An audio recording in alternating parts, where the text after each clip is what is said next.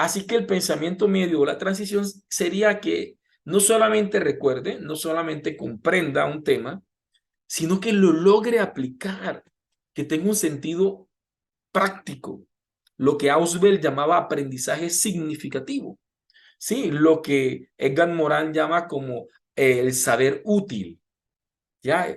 Y les recomiendo para los amantes de la literatura ese gran libro de Edgar Morin, Una cabeza bien puesta, donde él habla de que es mejor tener una cabeza bien puesta que una cabeza repleta. Lo último, pasando esa transición de aplicar y analizar la información, de comprenderla desde el punto reflexivo, porque ya lo puse a prueba el conocimiento, y el conocimiento ahora quiero un conocimiento en mi vida práctica, en mi vida cotidiana. Entonces podríamos pensar en llegar a la profundidad del conocimiento, que sería el pensamiento superior. En el caso de Marzano, el pensamiento superior está definido por la metacognición y la conciencia del ser. Y Bloom, por su parte, coincide completamente y asume que el pensamiento superior es ese pensamiento crítico, la criticidad con la que los sujetos en formación se proyectan a la vida, se proyectan a su contexto y comienzan a impactar su contexto desde ese punto de vista. Y pasamos del pensamiento crítico al pensamiento creativo, a tener la capacidad de crear y a tener una dimensión del pensamiento no solamente uniestructural, sino que, y si tenemos en cuenta la taxonomía solo, logremos una multiestructuralidad en nuestro pensamiento, un pensamiento racional y con una visión completamente ampliada y concatenada de la realidad. ¿Y por qué no? Acercarnos poco a poco a lo que actualmente estamos conociendo como la transdisciplinaridad y el pensamiento complejo. Entonces, cuando hablamos de taxonomía, lo que nos llevamos precisamente es a eso, a comprender los niveles del pensamiento y cómo esos niveles del pensamiento se transforman en acciones propias que se desarrollan dentro del aula de clase. Y aquí es donde vemos, acá en Colombia, pues trabajamos, gran parte de los colegios trabajan con las competencias, las universidades trabajan por competencias, y ahora, pues, el gobierno y algunas orientaciones ministeriales nos llevan a pensar en los deberes básicos de aprendizaje.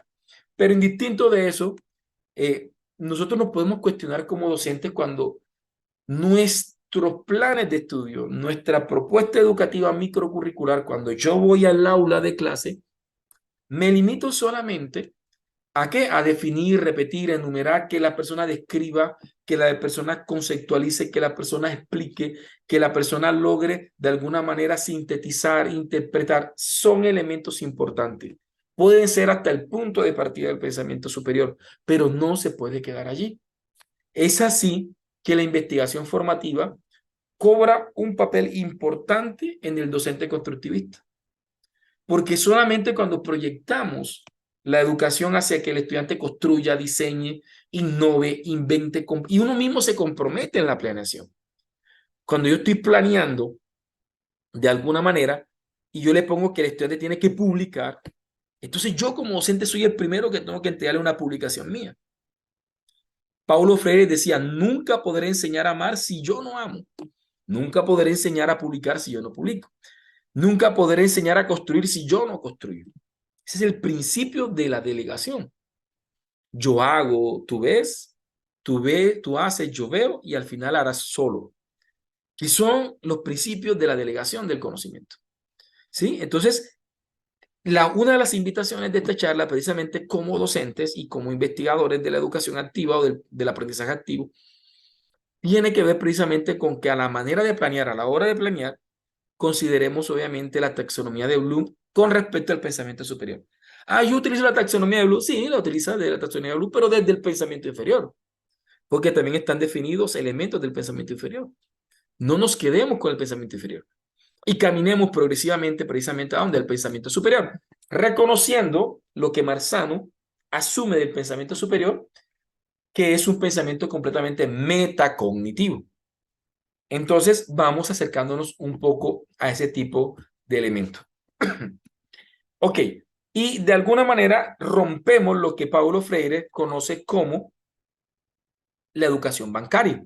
Esa educación donde vamos como docentes a vomitar conocimiento, a transferir información a llenar de información a los estudiantes, a estimular la memoria, que en la mayoría de los casos es a corto plazo, y pues de alguna manera no genera ningún impacto en la vida de los sujetos. Lastimosamente, los sistemas educativos, al menos acá en Colombia, están tendiendo cada vez a sofocar más el currículo con más información, pero con más información inútil desde la perspectiva de Edgar Morin. ¿Sí? Inútil, ¿por qué? Porque está completamente descontextualizada a las realidades del sujeto. ¿Sí? Y entonces la educación no se puede limitar a la transferencia de información. Si estamos limitados a transferir información, nuestra propuesta educativa se aleja del constructivismo, nuestra propuesta educativa se aleja de la metacognición y nuestra propuesta educativa se aleja del pensamiento superior y solamente estaríamos estimulando un elemento del cerebro humano, que es el cerebro cognitivo. Y no solamente estaríamos minimizando el cerebro cognitivo, sino que estaríamos minimizando solamente una función ejecutiva que es la memoria. Pero la percepción, la observación, el análisis y obviamente cómo esto se va a un sentido práctico, pues obviamente se deja a un lado. Y es hora de comenzar a estimular todo el cerebro, la memoria emocional, la memoria cognitiva, la memoria procedimental y en conjunto que el sujeto sea consciente de todo eso, de cómo accede su cerebro, de cómo responde su cerebro y cómo puede modificar su cerebro para cada uno de sus proyectos y sus metas. ¿Sí? Entonces, si nos vamos al constructivismo, precisamente tenemos que llegar al punto. Y es que la única manera de construir conocimiento es deconstruyéndolo. Esto lo dice Derrida, qué pena con ustedes. Entonces, debe ser un proceso continuo de deconstrucción y reconstrucción. Porque no hay manera de construir conocimiento, no hay manera de aprender si primero no se desaprende. Y no hay manera de construir conocimiento si primero no se deconstruye. Y esto nos llevó en el año 2014. De hecho, esta es mi tesis de mi maestría.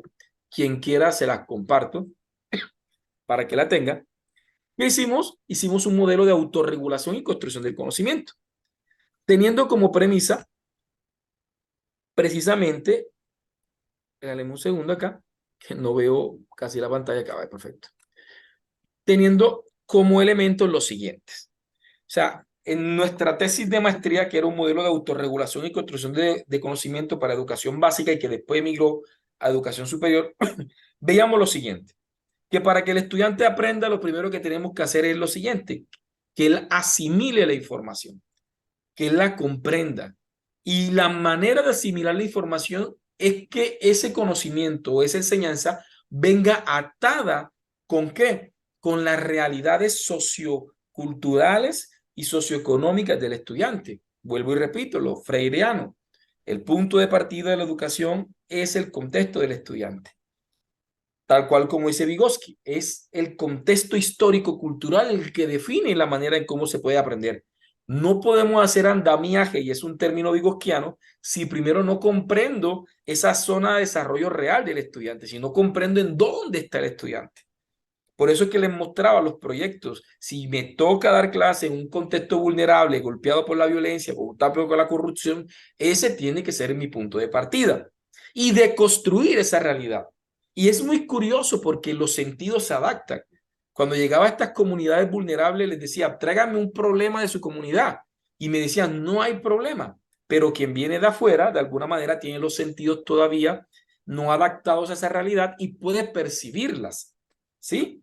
Tal cual como Adán, y como dice obviamente ese capítulo bíblico, Génesis 3, que nos menciona que al morder el conocimiento, Adán y Eva lo primero que hicieron fue reconocer su desnudez. Y es de esa misma manera que cuando el estudiante asume el conocimiento, reconoce sus problemáticas. Pero si nosotros le llevamos una información descontextualizada de sus realidades, jamás podrán recibir un desequilibrio, como dice Piaget, un desequilibrio cognitivo, no puede reencontrarse con cómo este conocimiento me va a mostrar mi desnudez, cómo este conocimiento va a mostrarme mis problemáticas. Entonces, la información llega ¿a qué? A generar una desconstrucción, un desaprendizaje, que lo que ellos veían como normal, reconozcan desde el conocimiento, desde la información, desde la política, desde las leyes, desde todas las herramientas que tenemos nosotros actualmente, reconozcan sus estados y desde ahí comiencen a generar acciones. ¿Y cuál es el proceso de reconstrucción? Cuando ellos al asimilar eso, ellos comienzan a aportar y ahí entran los procesos investigativos, ahí entran los paradigmas de investigación, ahí entran las propuestas de investigación propiamente dichas y eso genera un reaprendizaje. Desaprendí no para aprender algo completamente descontextualizado, no, desaprendí para reconocer lo malo que había aprendido, lo bueno que había aprendido y cómo las cosas nuevas se aprenden con un significado diferente. Y cuando yo ya reaprendo, aquí llegamos a la postconstrucción, que es cómo comparto ese conocimiento al mundo. Y ahí es donde la investigación formativa cobra una importancia, una relevancia grandísima. ¿Por qué? Porque viene el reaprendizaje. Entonces, si repasamos nuevamente, tendríamos que para poder aprender con H, que es un aprendizaje significativo, para poder aprender con H, tendríamos primero que desaprender, tendríamos que reaprender y tendremos que reaprender, que son los elementos que en este momento hacen parte obviamente del modelo y cómo lo hace. Y no es una idea nueva, mis estimados. No es una idea nueva. Si nos remontamos a Sócrates, nos vamos a encontrar con la mayéutica, que no es nada distinto de lo que Piaget habló en la teoría de la equilibración y que tiene que ver precisamente con qué. Tiene que ver con qué, con la capacidad de producir, de parir ideas, ¿sí? Entonces, de esa manera generamos ese ciclo de desaprender, reaprender, reaprender para poder aprender. Y esto nos tiene que llevar completamente a este tema. Y es que tenemos que vencer lo que Edgar Morin dice en libros como Los 7 saberes para la educación en el futuro, cuando él habla de la ceguera del conocimiento. Y lo podemos ver en Latinoamérica de una manera sorprendente, como alguien que dice ser de derecha no ve la verdad de alguien que dice ser de izquierda simplemente por ser de izquierda. Y como alguien de izquierda no ve las verdades que puede decir de derecha simplemente por ser de izquierda. Y lo peor aún, la ceguera de conocimiento se arraiga, obviamente, en la cultura social, de tal manera que entonces el de derecha no ve sus propios errores porque es de derecha. Y el de izquierda no ve sus propios errores porque es de izquierda. Entonces, es malo cuando el otro lo hace, pero cuando yo lo hago no es malo. Eso es ceguera de conocimiento y está en todas las esferas de la sociedad, aún en la religión misma. Entonces, esta competencia del siglo XXI se hace imperante para poder sobresalir en todo lo que hagamos. Entonces, las mesas de conocimiento que proponíamos en la red de construcción de conocimiento eran unas mesas de conocimiento que precisamente cogían el modelo de asimilación, de construcción, reconstrucción y postconstrucción, ¿cierto? Y nos llevaba a un aula completamente metacognitiva, donde se generaran didácticas participativas, donde se generaran pedagogías activas, aprendizaje basado en proyectos y una articulación completamente curricular, con el objetivo de generar mesas de conocimiento y no jaulas de información. Esto que ustedes están viendo aquí es un esquema de articulación microcurricular para semilleros de investigación. Esto es para universidades, donde cogemos diferentes tipos de módulos, ¿sí? Por ejemplo, aquí vemos cómo comienzan ellos desde el módulo de gestión de anteproyecto, que es, por ejemplo, aquí hay unos diferentes tipos de módulos, entonces cada uno de los módulos aporta uno de los productos que al final se convierten en una tesis o en una participación en seminario de investigación. Entonces aquí lo que hacemos precisamente es ver en la investigación formativa que ellos vayan migrando de propuesta de investigación, investigación en curso, investigación terminada, en el tema pues, si nos vamos al paradigma empírico analítico, cómo esto se articula al método experimental. Y menciono el método experimental porque esta articulación microcurricular es de un programa de ingeniería de sistemas, ¿sí? Como el ABP, que es nuestro modelo, cómo se articula esa estrategia y obviamente cómo se articulan los diferentes tipos de módulos que ellos van a desarrollar, ¿ya? Entonces, esto es un ejemplo de lo que es una articulación microcurricular basada en el pensamiento superior, con el objetivo de que se vayan generando, ¿sí? Y como tal cual lo mencionaba, lo que busca es que el aprendizaje surja a partir de los desequilibrios cognitivos que Piaget hablaba. Piaget decía, hay que asimilar la realidad. Desde las preguntas, que a él le llama perturbaciones cognitivas, generar problematización, para que a la hora de desequilibrarse cognitivamente, el estudiante pueda por sí mismo reequilibrarse y tener un aprendizaje completamente con significado. Y es en el reequilibrio cognitivo donde para Piaget está el verdadero aprendizaje. De hecho, una de las frases de Piaget es que si le enseñas algo a alguien, le estás robando para siempre la oportunidad de que lo aprenda por sí mismo. Entonces vemos cómo estos tipos de teoría se articulan. Esto que estamos viendo aquí es el marco lógico de un proceso investigativo. Cuando le enseñamos a los estudiantes que investiguen, no se los enseñamos de manera desfragmentada, sino que les enseñamos precisamente de dónde salen las cosas. Si el punto de partida de una investigación, dice Conciencia, es la pregunta, ¿de dónde nace la pregunta? ¿Cuáles son las funciones ejecutivas previas? ¿Cuáles son los procesos cognitivos previos a la pregunta? Entonces se le enseña a observar, se le enseña el 5 por qué de Toyota, se le enseña a analizar, entonces se le entregan herramientas de análisis, el mapa Ichikawa, el árbol del problema, el entretejido problemático, y se le entregan un conjunto de herramientas. Y así progresivamente, de manera coherente y sistemática, se le enseña a tejer, porque es un tejido, hacer un proceso de investigación. Y el docente mismo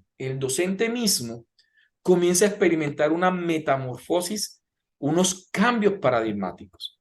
Y veíamos cómo profesores pasaban de la indiferencia, de tener apatías por los procesos investigativos, a llegar a un paradigma como el empírico analítico, y de allí migrar al hermenéutico, y de allí migrar al sociocrítico, y por qué no llegar hasta un paradigma emergente como el de la complejidad.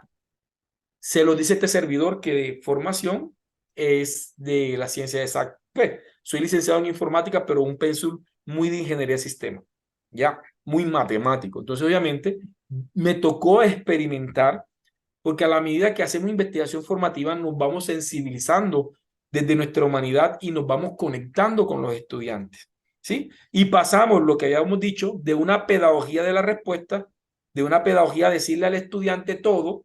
Cuando el estudiante pregunta, nosotros tenemos una respuesta ya para el estudiante, a pasar a una pedagogía de la pregunta, de saberle preguntar y de saber que el estudiante tiene la respuesta y que él debe llegar a la respuesta.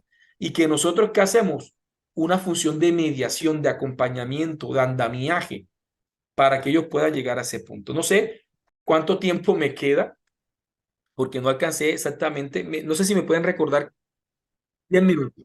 Vale, perfecto. Entonces, para ir dándole. Entonces, vamos ya a ir concluyendo. Yo creo que con 10 minuticos es suficiente para reflexionar. ¿Sí?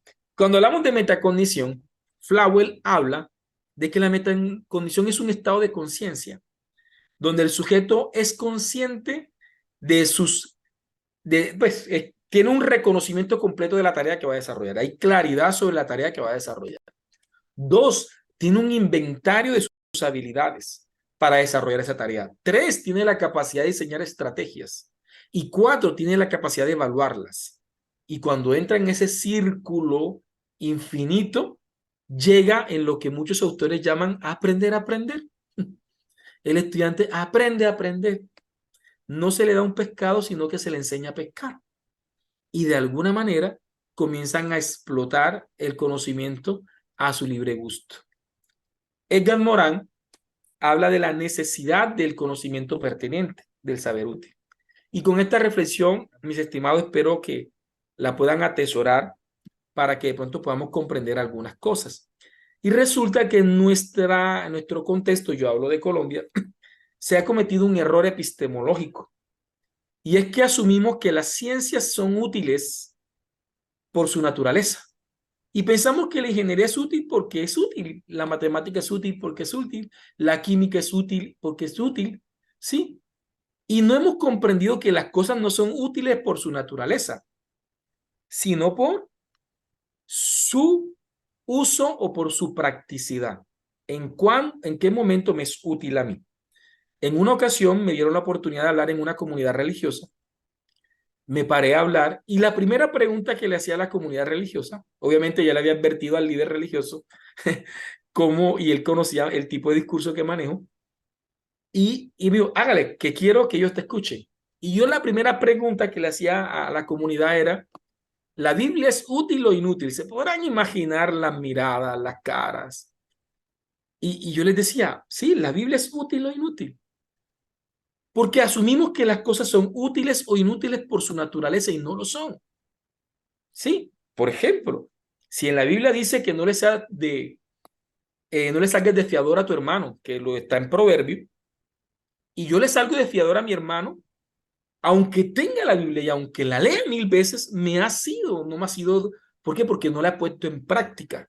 Entonces, cuando el conocimiento no es práctico, no es útil por su esencia, es útil por su incidencia. Y así son todas las asignaturas. Todas las disciplinas son útiles. Y se los voy a poner en un ejemplo muy coloquial. Asumimos que los medicamentos son útiles e inútiles por su naturaleza y no lo son. Los medicamentos son útiles por su incidencia o por su utilidad en la vida práctica. Entonces, les voy a ponerles un ejemplo de algo que me sucedió y espero que sea lo suficiente para explicarles esto. En una ocasión, mi hija, uno de mis hijos pequeños, tuvo algo que en Colombia le llamamos pañalitis, que es que la colita se le quema por el uso del pañal. Y fuimos del médico y el médico nos mandó una crema. Pues fue mi esposa y el médico le mandó una crema que le sirvió excelente al niño y le curó la quemadura en su colita. A los 2 meses yo me quemo con una moto, con el mofle de una moto, acá le dimos un mofle a una parte de la moto y me quemo la pierna. Yo voy por mi cuenta donde el médico y el médico me manda la misma crema que el pediatra le mandó a mi hijo. Pero miren lo curioso. Mi esposa, que sabía que tenía la crema y que sabía que yo me había quemado, en ningún momento asoció la crema con mi nueva quemadura.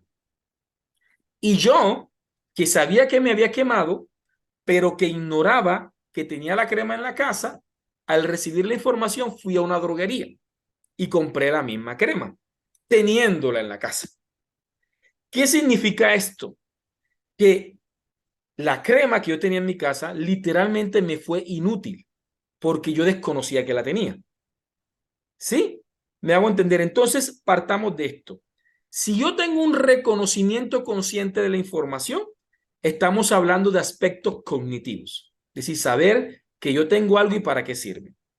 Pero si yo tengo la oportunidad de ser consciente de que tengo la información y de articularlas a experiencias previas y también a nuevos contextos útiles, entonces paso de ser un sujeto de estructuras cognitivas a un sujeto de estructuras metacognitivas.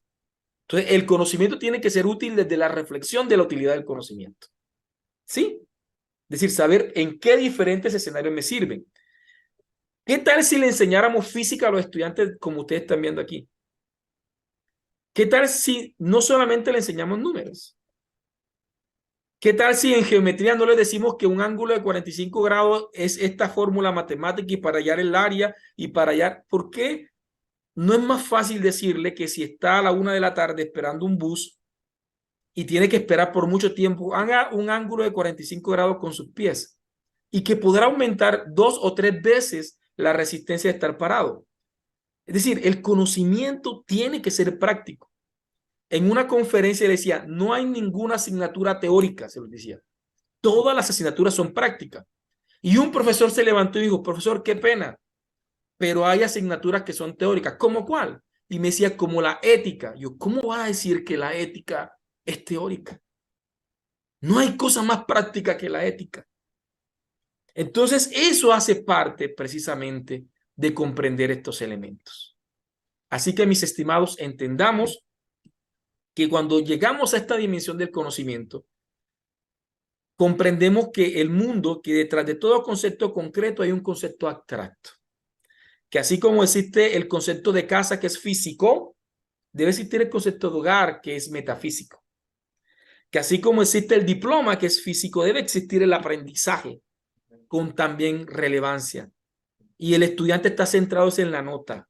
Y somos constructivistas, pero lo que utilizamos son condicionantes negativos para que el estudiante aprenda y terminamos siendo peor aún que el conductivismo clásico. Entonces, termino simplemente con esta reflexión de Illis, que dice que al estudiante se le escolariza de ese modo para que confunda enseñanza con saber, promoción al curso siguiente con educación y diploma con competencia. Y lastimosamente no es lo mismo. Y mis estimados amigos, tenemos que vencer ese fraude pedagógico, donde el docente finge que enseña y el estudiante finge que aprende. ¿Sí? Donde voy y doy mi clase y entro en el cumplimiento, cumplo pero miento. Sí, voy y cumplo mi hora y ahí me voy. No, tenemos que impactar, tenemos que generar y tenemos que vencer la pedagogía del bonsai. Tenemos que hacer que estos niños crezcan y para que crezcan no hay que cortarle las raíces. Dios me les bendiga. Felicitaciones por tu conferencia. La verdad es que hay muchos temas sobre los cuales darle una vuelta o más que una vuelta. El tema de desaprender, el tema de deconstruir para construir y desaprender para aprender, obviamente que son súper potentes, ¿no? Y generalmente se parte porque antiguamente se hablaba de la tabla rasa, ¿se acuerdan? Que el estudiante llegaba a la clase, por eso se llamaban alumnos en esa época, siglo XIX, eran una tabla o tabla rasa, y llegaban para que su maestro los iluminara, les enseñara, o sea, recibían información. Y ahora estamos con una generación de estudiantes que son mucho más responsivos, vienen mucho más empoderados, tienen muchas experiencias previas. Y por qué no decirlo también, muchos son bastante metacognitivos. Y eso impela a que nosotros generemos algún cambio. Yo hablo siempre de cambio transformacional en nuestras propuestas de aula y fuera del aula. Entonces, incluir, por ejemplo, la taxonomía de Bloom en sus niveles superiores. A mí me gusta mucho también la taxonomía solo de Biggs y Collins. Y que ahí está, justamente. No le diste tanta vuelta ahí, pero también lo digo porque lo apunten. Es súper interesante esa taxonomía solo de Biggs and Collins. Y bueno, y ahí se lee súper bien, se ve súper bien cómo vamos transitando, porque nosotros también hacemos ese tránsito desde un nivel de pensamiento inferior a superior, ¿vale? Entonces, yo creo que todas las propuestas metodológicas de aprendizaje activo tienen que necesariamente apalancar el desarrollo del pensamiento de orden superior y no quedarnos solo y exclusivamente con aplicar. A mí me ha tocado revisar algunas propuestas evaluativas y me encuentro con que siempre que nos quedamos en el aplicar y no hay más, no hay más allá, como que si el tránsito se quedara ahí estancado. Entonces yo creo que es necesario apalancar estrategias didácticas que permitan que nuestros estudiantes desarrollen este pensamiento de orden superior, o sea, que creen soluciones, ¿vale? Así que muchas felicitaciones